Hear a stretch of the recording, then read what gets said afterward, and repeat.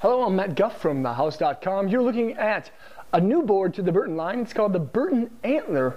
And it's going to do what the Burton Balance and the Burton 7 did for Burton back in the day. It's going to revolutionize the way people ride because of everything that's inside of it.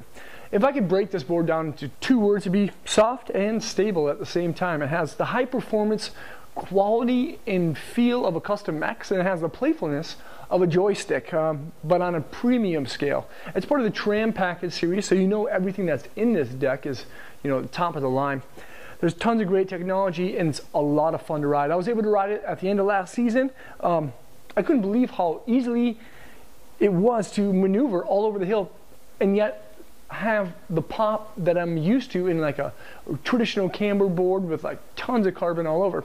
The feel rating of this board is actually a 4, so it's quite soft, but there's so many things inside it that make it nice and lively. Now, the bend profile is flying V, which means that there's continuous rocker in between the feet, on the nose and the tail, and underneath the feet there's actually a slight camber. It's a twin-like shape with a twin flex.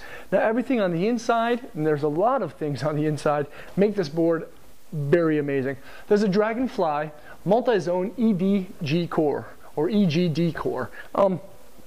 It has a squeeze box technology. Now the squeeze box technology means that the core is a little bit thinner underneath the feet and a little bit thicker on the outsides of the feet. The thinner sections make this board twist a little bit more torsionally.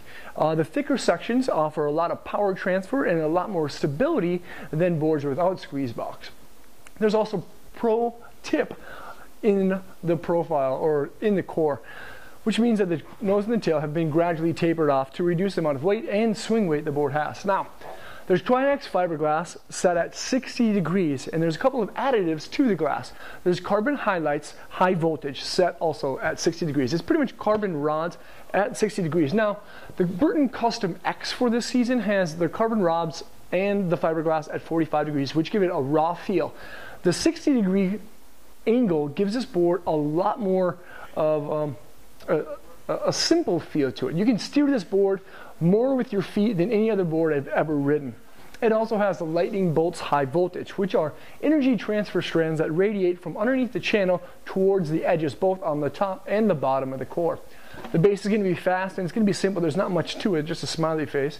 It's a sintered WFO base, but there's a lot of extras beyond the frostbite edges, the infinite ride, and everything else I talked about. There's more to it. The board has scoop technology and a lip kick. So, a lip kicks are the ollie platform or the nose platform. And then the scoop actually raises up and makes the nose and the tail a little bit more convex. So it's easy to ride in powder and it's easier to press. But there's another thing, jumper cables high voltage. Jumper cables high voltage, there's pretty much carbonated rods in a V shape that radiate from on the ends of the channel system towards the ends of the contact points. It's a lot in a board. You'd think that this board would be a lot stiffer because it has all those carbon additives, but because the angle that the glass and the carbon are at, it makes it actually really fun and really playful with hella snap. This is it. You're gonna love it. I don't even know what more to say. It's an amazing board. It's unreal. That's it. I'm Matt Guff from thehouse.com. Thanks for watching. You're going to hear a lot about this board in the near future. If you can get your hands on one before they fly off the shelves, well, you're pretty damn lucky.